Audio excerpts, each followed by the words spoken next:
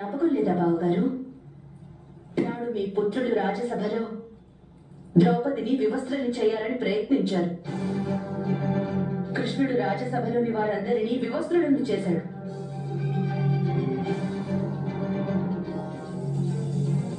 కానీ కృష్ణుడు ద్రౌపదిని వివస్త్రను కానివ్వలేదు.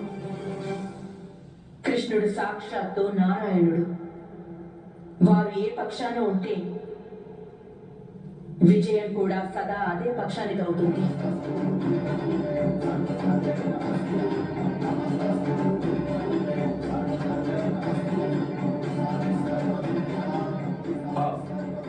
కుంతి,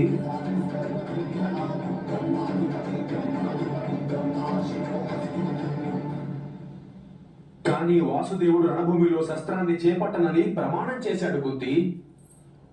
ఈ పరిస్థితిలో ఆ వాసుదేవుడు నీకు ఏ విధంగా సహాయం చేయగలడు? కృష్ణుడు సహాయం చెయ్యడు బావగారు.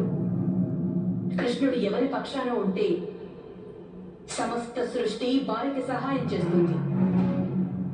రణభూమిలో అర్జునుని అస్త్రాలన్నీ బ్రహ్మాస్త్రాలుగా మారిపోతాయి. ఎందుకంటే వారికి అండగా కృష్ణుడి శక్తి ఉంటుంది.